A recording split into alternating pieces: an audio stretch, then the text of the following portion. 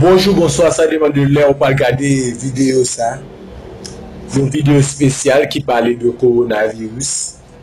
Nous connaissons qu'à faire ravage dans le monde. Parce que pendant actuellement, là, je parle ensemble avec nous. Coronavirus, ça prend l'autre échelle. Parce que jusqu'à présent, là, nous avons environ 350 000 personnes qui sont déjà contaminés. 15 308 personnes qui sont déjà morts. Et 165 000 personnes qui ont corona qui guéri. Mais ça nous parle, ouais, là, c'est une déclaration que M. Bill Gates a fait en 2015. On y a nous posé cette question. Est-ce que nous pas quoi prévenir vaut mieux que guérir?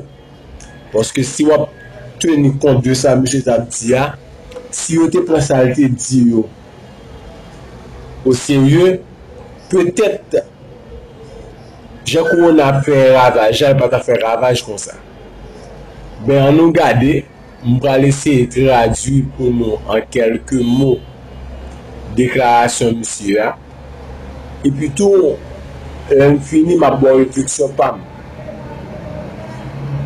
Quand j'étais gamin, la catastrophe dont on avait le plus peur était une guerre nucléaire.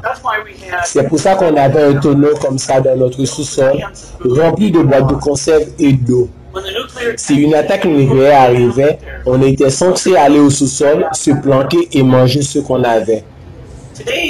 Aujourd'hui, le plus grand risque de catastrophe mondiale ne ressemble pas à ça, mais plutôt à ça.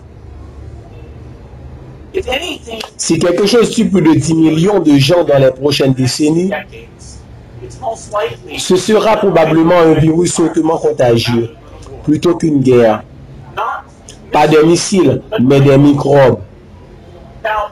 Une des raisons est que l'on a investi énormément dans la dissuasion nucléaire, mais on a très peu investi dans un système pour arrêter les épidémies.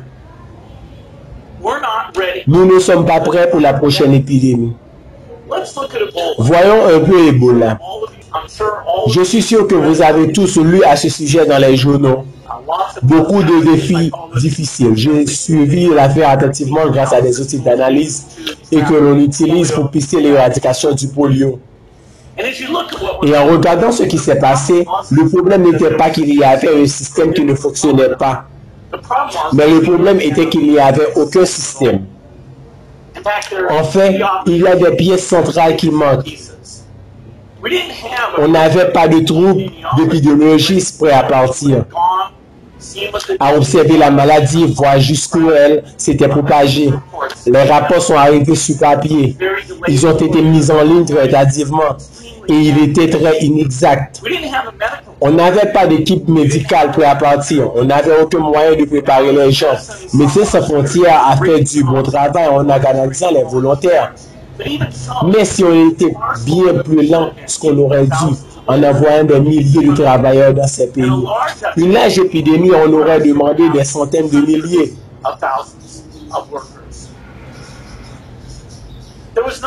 Il n'y avait personne là-bas pour examiner les méthodes de traitement. Personne pour examiner les diagnostics. Personne pour dire quel outil utiliser. Par exemple, on aurait pu prendre le sang des survivants, le traiter et en redonner du plasma aux gens pour les protéger. Mais on n'a jamais essayé. Il y avait beaucoup de choses manquantes. Et ce sont des échecs mondiaux. L'OMS est faite pour contrôler les épidémies, mais pas pour faire ces choses.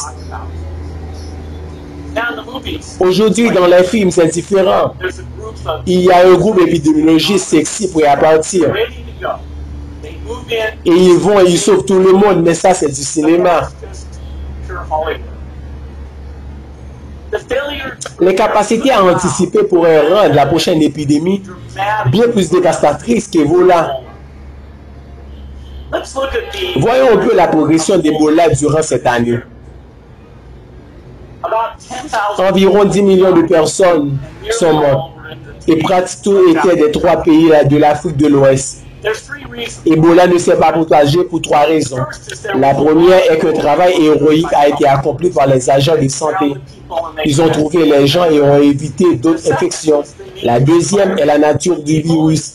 Ebola ne se propage pas dans l'air. Et dès qu'ils sont contagieux, la plupart des gens sont tellement malades qu'ils restent cloués au lit. Troisièmement, peu de zones urbaines ont été touchées. Et c'était juste de la chance. Et si ça avait touché plus de zones urbaines, le nombre de cas aurait été bien plus important. Donc la prochaine, on ne sera sûrement pas aussi chanceux. Il peut y avoir un virus, les gens infectés se sentent en bonne santé. Ils prennent l'avion, ils vont au supermarché.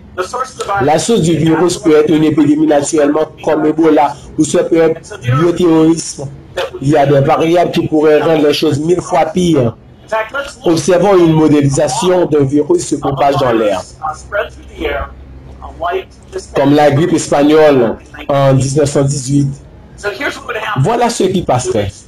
Il se propagerait à travers le monde entier très rapidement. Et 30 millions de gens mourraient de cette épidémie. C'est un problème sérieux. Nous devons en préoccuper. Enfin, nous pouvons construire un système de réponse très efficace. Nous avons les bénéfices de la science et de la technologie dont nous nous parlons ici. On a des portables pour recevoir et diffuser l'information publique. On a des 4 satellites où on peut voir les gens où ils vont. On les a avancés en biologie, qui pourraient changer notre manière de voir un agent pathogène et nous permettre de fabriquer des médicaments et des vaccins adaptés. On peut avoir des outils, mais ces outils doivent être employés par un système de santé mondial. Et nous avons besoin d'être prêts. Les meilleures leçons sur comment se préparer sont ce que nous faisons pour la guerre. Des soldats en temps plein, prêts à partir. Nous avons des réservistes pour augmenter les troupes. L'OTAN a une unité mobile qui peut se déployer très rapidement. L'OTAN fait des essais pour vérifier si les soldats sont prêts. Comprennent-ils les carburants, la logistique et sont-ils sur la même fréquence au ville? Donc, ils sont absolument prêts à partir. C'est ce genre de choses dont nous avons besoin pour une épidémie. Quelles sont les pièces maîtresses?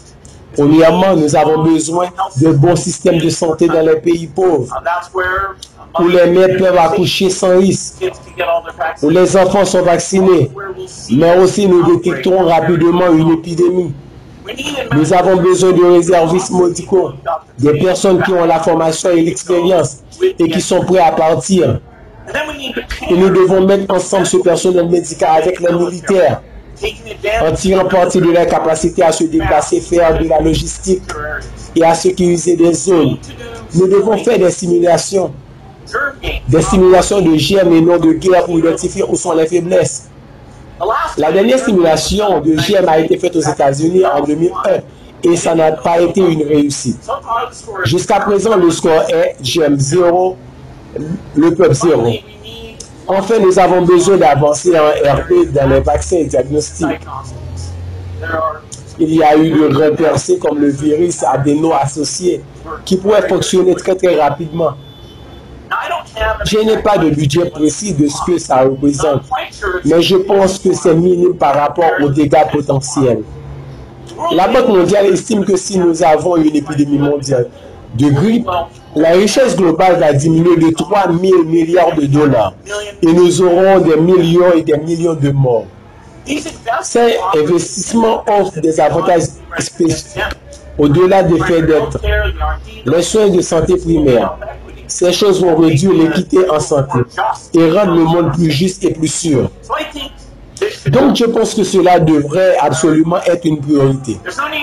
Il n'y a pas lieu de panique, pas besoin de stocker des boîtes de conserve ou de descendre au sous-sol. Mais nous devons nous y mettre parce que le temps n'est pas de notre côté. Enfin, s'il y a une chose positive qui peut ressortir de l'épidémie d'Ebola, c'est ce que sert d'avertissement, de prise de conscience pour se préparer. Si nous commençons maintenant, nous pouvons être prêts pour la prochaine épidémie. Merci. Vidéo sur ce gars-là, il fait en 2015. Bill Gates paraît sur une scène pendant que la poussée en baril nucléaire. Et puis tout le temps dit comme ça. L'un des petits monde catastrophe que le plus peur, c'est une guerre nucléaire. Mais je dis, plus grand risque catastrophe mondiale là, il pas semblé avec une catastrophe nucléaire. Il pas une guerre nucléaire. Mais il peut sembler avec un microbe, un virus. Et plutôt, les montées en diaporama de mondialisation noire de virus H1N1. Il fait comprendre que si on bagage capturer plus que 10 millions de monde dans la prochaine décennie, c'est un virus qui a contagieux plutôt qu'une guerre. C'est pas c'est la pied, mais c'est microbe. Raison, c'est parce que nous investissons plus dans préparer une guerre que dans préparer pour un virus. Et il dit nous pourquoi prêts. Maintenant, nous connaissons que les monsieur te prend parole ça, c'était en avril 2015. Les ça, c'est dans le début fin épidémie virus Ebola qui t'a touché d'abord le sud-est de la Guinée en décembre 2013. Avant, il était étendu sur toute Afrique de l'Ouest. Épidémie ça, t'est fait selon bilan OMS là. 28 000 cas et 11 000 décès. C'est-à-dire environ 40% dans le monde. Et monsieur t'a conclu pour le dire comme ça que l'épidémie Ebola, c'est un avertissement pour une prise de conscience pour nous préparer. Parce que si nous commençons à parler qui est en 2015, peut-être nous sommes capables prêts en 2020 pour virus coronavirus là, ou bien COVID-19 là. C'est et nous allons plus loin. Il y a un livre qui est écrit par Alexandre Dadley qui est publié en février 2009.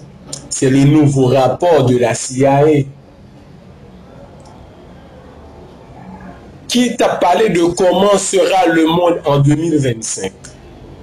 Dans le livre ça, il a expliqué que si il y a une maladie pandémique qui se déclare, que c'est la peut exister en Chine, dans le sud-est asiatique, où les populations vivent en contact du bétail. Et ils diront ça, il faudrait des semaines pour que les laboratoires fournissent des résultats définitifs confirmant l'existence d'une maladie risquant de muter en épidémie, poursuit la CIA. En dépit des restrictions limitant les déplacements internationaux, des voyageurs présentent peu ou pas de symptômes pourraient transformer le virus sur les autres continents. Ça m'a parlé avec nous, c'est un livre qui est écrit depuis en 2009. En février 2009, qui a parlé de comment monde la carrière en 2025, nous qui écrit la CEO Belafont. Plus récemment, ils ont mené un rapport conjointement à ONG qui c'est Nuclear Threat Initiative dans l'école qui c'est John Hopkins Blomgate School of Public Health. Ils ont publié en octobre 2019 que pas aucun pays, même ça qui peut développer, qui est prêt pour faire face à une épidémie ou une pandémie. Aucun pays, même ça qui peut développer. Et nous-mêmes, qui ça nous fait? Mais je dis à Jean, nous ne pas ensemble avec nous là. Mais comment la situation est? Jusqu'à présent, dans le moment actuel, je parle avec nous là. Dans 3 mois, on dit de janvier à mars, nous sommes le 23 mars. Comment la situation est? Comment lié? Jusqu'à présent, dans le moment où on parle avec nous là, il n'y a pas qu'on joigne rien pour coronavirus. C'est monter la montée. Il y a récupéré 349 211 personnes qui ont coronavirus. Il y a 15 308 personnes qui mourent. Il y a 100 000, 165 000 qui ont corona qui récupéré. Tout ça pour vous dire, mes chers amis, que coronavirus, ça c'est pas un jouet lié. Et il dit, il n'est pas facile pour nous. C'est tester à tester. Et jusqu'à présent, c'est monter la montée. À dire que l'hypochondrie vient en pic. Même je suis content de dire comme ça que les latins sommet, les couples atteignent sommet à la redescendre. Eh bien, l'hypochondrie atteint sommet. À dire que pour qu'on joigne moyen pour contrecarrer pour la virus ça. Ou même haïtien qui a regardé vidéo ça. Prends conscience. Prends principe que vous avez, restez la caille, lavez main, et puis tout en sur évolution.